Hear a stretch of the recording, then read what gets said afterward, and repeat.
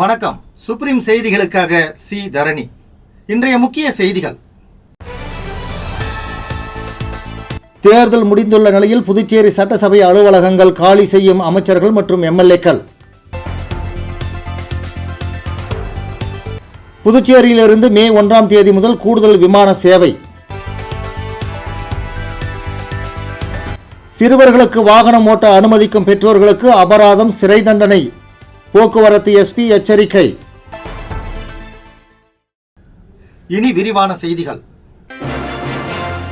புதுச்சேரி சட்டசபையில் அமைச்சர்கள் மற்றும் எம்எல்ஏக்கள் தங்களது அலுவலகங்களை காலி செய்துள்ளனர்.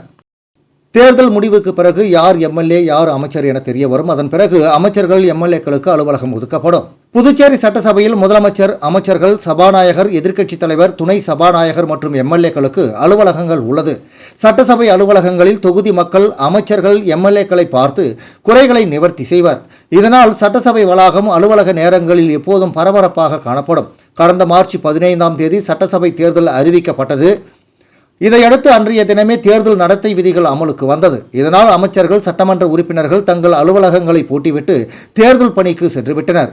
கார்களை அரசு செயலரிடம் ஒப்படைத்தனர். இந்த நிலையில் கடந்த 9ஆம் தேதி தேர்தல் ஓட்டுப்பதிவு முடிந்தது. வரும் மே 4ஆம் தேதி ஓட்டு எண்ணிக்கை நடைபெற உள்ளது. ஓட்டு எண்ணிக்கைக்கு 9 நாட்களே உள்ள நிலையில் அமைச்சர்கள், சட்டமன்ற உறுப்பினர்கள் அலுவலகங்களை காலி செய்து வருகின்றனர். அலுவலகத்தில் பயன்படுத்திய பொருட்கள், ஆவணங்களை வேன்கள் மூலம் ஏற்றி செல்கின்றனர்.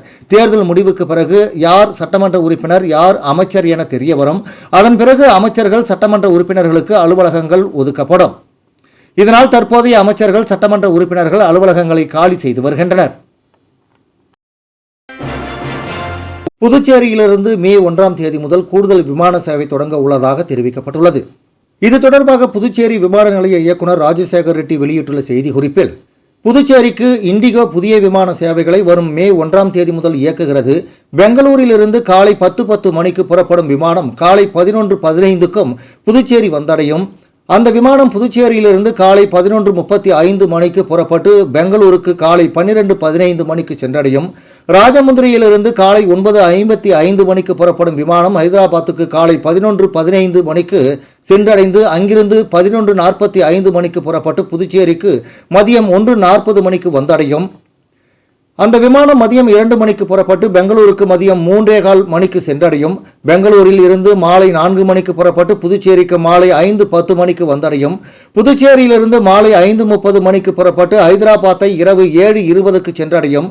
அங்கிருந்து இரவு 7:50க்கு புறப்பட்டு ராஜமுந்திரியை இரவு 9:05 மணிக்கு சென்றடையும். புதிய விமான சேவையின் அறிமுகமானது பிராந்திய இணைப்பை மேம்படுத்தும். புதுச்சேரியிலிருந்து இதர நகரங்களுக்கு விமான பயணத்திற்காக வளர்ந்து வரும் தேவையை பூர்த்தி செய்யும். விமான இணைப்பை ஏற்படுத்துவதன் மூலம் பிராந்தியத்தின் பொருளாதார மேம்பாட்டுக்கு புதுச்சேரி விமான நிலையத்திற்கு துணை நிற்கும் என்று ராஜசேகர் ரெட்டி தெரிவித்துள்ளார்.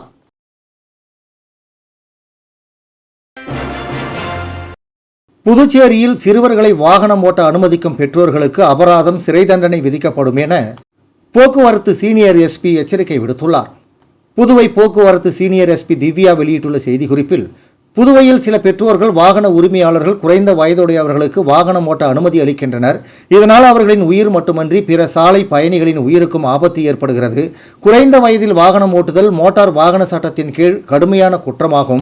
18 வயதிற்கு குறைவானவர்கள் வாகனம் ஓட்டுவது சட்டவிரோதம். குறைந்த வயதுடையோர் வாகனம் ஓட்டும்போது பிடிபட்டால் பெற்றோர் வாகன உரிமையாளர் குற்றவாளியாக கருதப்பட்டு ரூபாய் 25,000 வரை அபராதம், 3 ஆண்டுகள் சிறை தண்டனை, ஓட்டுநர் உரிமம் சஸ்பெண்ட் செய்யப்படும். வாகனம் ஓட்டுவோர் குழந்தைகள் நீதிமன்றத்தில் ஆஜர்படுத்தப்படுவார். மேலும் 25 வயது வரை அவர் ஓட்டுநர் உரிமம் பெற தகுதி இழப்பார். பயன்படுத்தப்பட்ட வாகன பதிவு 12 மாதம் ரத்து செய்யப்படும். கடந்த 20ஆம் தேதி முதல் 24ஆம் தேதி வரை நடந்த சிறப்பு சோதனையில் குறைந்த வயது வாகனம் ஓட்டியது தொடர்பாக 30 நடவடிக்கைகள் எடுக்கப்பட்டுள்ளது. பெற்றோர்கள், வாகன உரிமையாளர்கள் பொறுப்புடன் எந்த சூழலிலும் குறைந்த வயதுடையவர்கள் வாகனம் ஓட்ட அனுமதிக்க வேண்டாம். பள்ளிகளிலும் இதுகுறித்து விழிப்புணர்வை ஏற்படுத்த வேண்டும். கடுமையான அமலாக்க நடவடிக்கைகள் புதுவை முழுவதும் தொடர்ந்து மேற்கொள்ளப்படும். விதி மீறுவோர் மீது சட்டப்படி கடுமையான நடவடிக்கை எடுக்கப்படும் என்று அவர் குறிப்பிட்டுள்ளார். புதுச்சேரி கடற்கரை சாலையில் புதிய நுழைவு வாயில் பணி நடைபெற்று வருகிறது. புதுச்சேரியின் முக்கிய சுற்றுலா தலமான கடற்கரை சாலை பகுதியில் புதிய நுழைவாயில் அமைக்கும் பணிகள் தற்போது நடைபெற்று வருகிறது. பொதுமக்கள் மற்றும் சுற்றுலா பயணிகள் அதிகமாக வருகை தரும் இந்த பகுதியில் நுழைவு மற்றும் வெளியேற்றத்தை ஒழுங்குபடுத்தும் நோக்கில் இந்த திட்டம் மேற்கொள்ளப்பட்டுள்ளது. குறிப்பாக வார இறுதி மற்றும் விழா காலங்களில் ஏற்படும் கூட்ட நெரிசலை கட்டுப்படுத்தவும் பாதுகாப்பு ஏற்பாடுகளை மேம்படுத்தவும் இந்த நுழைவு வாயில் உதவும் என கூறப்படுகிறது. பணிகள் விரைவில் நிறைவடைந்து மக்கள் பயன்பாட்டிற்கு திறக்கப்படும் என அதிகாரிகள் தெரிவித்துள்ளனர்.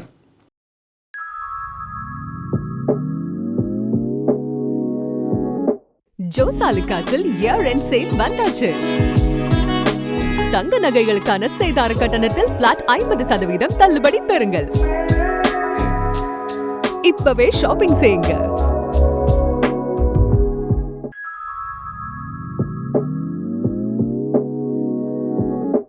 ஜோசாலுகாஸில் இயர் எண்ட் சேல் வந்தாச்சு. தங்க நகைகளுக்கான சேதார கட்டணத்தில் பிளாட் 50% தள்ளுபடி பெறுங்கள்.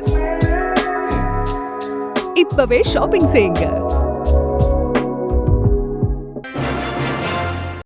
புதுச்சேரியில் வெயிலின் தாக்கம் கொடூரமாக இருப்பதால் சுற்றுலா பயணிகளின்றி வெறிச்சோடி கிடக்கிறது கடற்கரை சாலை.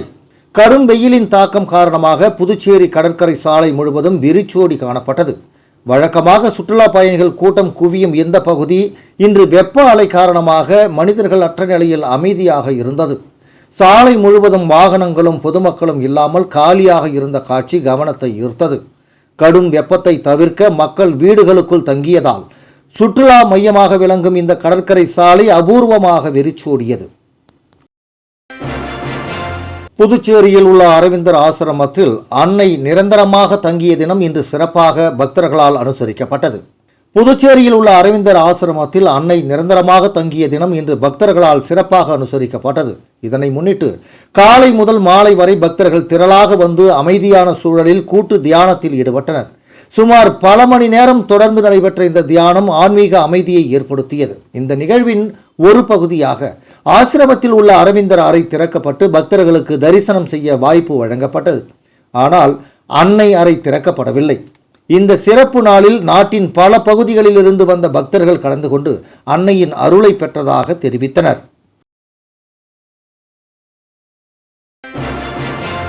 புதுச்சேரியில் கோடை காலத்தை முன்னிட்டு மாம்பழ சீசன் தொடங்கியுள்ள நிலையில் சந்தைகளில் பல்வேறு வகையான மாம்பழங்கள் விற்பனைக்கு குவிந்துள்ளன.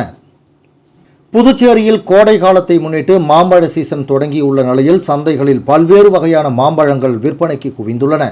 தற்போது ஒரு கிலோ மாம்பழம் ரூபாய் 70 முதல் ரூபாய் 100 வரை விற்பனை செய்யப்படுகிறது. உள்ளூர் சந்தைகள் மட்டுமல்லாமல் வெளி மாநிலங்களில் இருந்தும் மாம்பழங்களின் வரத்து அதிகரித்து வருவதால் விற்பனை உற்சாகமாக நடைபெற்று வருகிறது. இந்த ஆண்டில் சீசன் ஆரம்ப நிலையில் இருப்பதால் விலை சற்று அதிகமாக இருந்தாலும் நாட்கள் செல்ல செல்ல வரத்து மேலும் அதிகரிக்கும் நிலையில் விலை குறையும் என வியாபாரிகள் தெரிவித்துள்ளனர். குறிப்பாக மே மற்றும் ஜூன் மாதங்களில் மாம்பழம் வரத்து உச்சத்தை எட்டும் என்பதால் பொதுமக்கள் குறைந்த விலையில் தரமான மாம்பழங்களை வாங்கும் வாய்ப்பு இருக்கும் என எதிர்பார்க்கப்படுகிறது. மீண்டும் முக்கிய செய்திகள். தேர்தல் முடிந்துள்ள நிலையில் புதுச்சேரி சட்டசபை அலுவலகங்கள் காலி செய்யும் அமைச்சர்கள் மற்றும் எம்எல்ஏக்கள். புதுச்சேரியிலிருந்து மே 1ஆம் தேதி முதல் கூடுதல் விமான சேவை. சிறுவர்களுக்கு வாகனம் ஓட்ட அனுமதிக்கும் பெற்றோர்களுக்கு அபராதம், சிறை தண்டனை. போக்குவரத்து எஸ்பி எச்சரிக்கை. இத்துடன் இந்த செய்தி அறிக்கை நிறைவடைந்தன.